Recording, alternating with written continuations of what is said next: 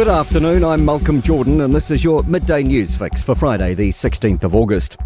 Kim.com's extradition order is being seen as inevitable.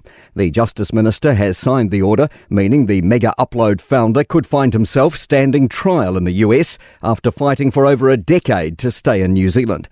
Senior Herald reporter David Fisher says in many ways there was never going to be a different outcome. The court fights along the way offered, I think, the narrowest skerrick of opportunity to dodge what's coming, but it was always narrow. It's expected a judicial review will take place into the Justice Minister's decision. Investigations are continuing this morning into the meth-laced lollies donated to the Auckland City Mission. More than 400 people received the lollies in food parcels. Police have retrieved 31 of them from the mission and 16 from families.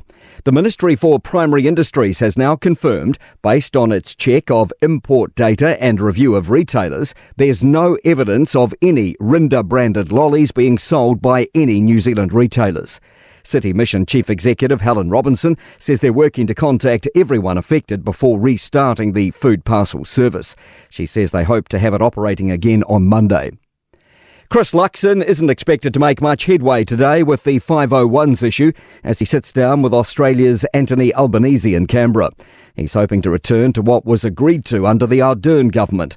Australia's recent policy U-turn now prioritises domestic safety over a deportee's ties to the country, no matter if they've lived most of their life there. Geopolitical analyst Geoffrey Miller told Ryan Bridge the Australian government's been under a lot of pressure from the opposition to take a harder line stance. They actually changed their immigration minister a few weeks ago, so they've now got someone who's from the right of the party, Tony Burke, and I think he's going to deport New Zealanders if and when he wants to. TVNZ looks set to move into the pay TV battleground. A spokesperson for the state broadcaster says it's looking at multiple options, including a model where customers would pay for ad-free viewing on the TVNZ Plus platform. It's also exploring expanding sports rights. TVNZ says it makes 96% of its revenue from advertising, which leaves it vulnerable to recession.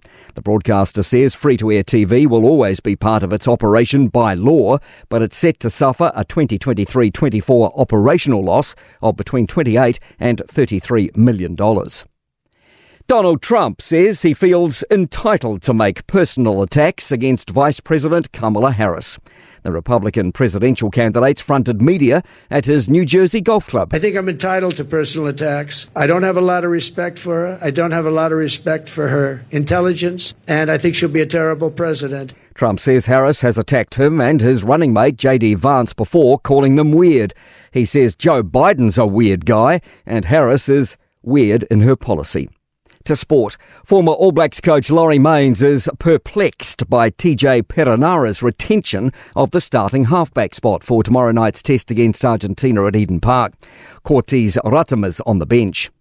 Golf New Zealand boss Jeff Latch is uncertain a live event will tee up in this country. The Christchurch Golf Club's received a visit from officials with a view to hosting as early as next year. And New Zealand cricket will remain subjective around their contracting system, with 2 more players opting out of a central deal.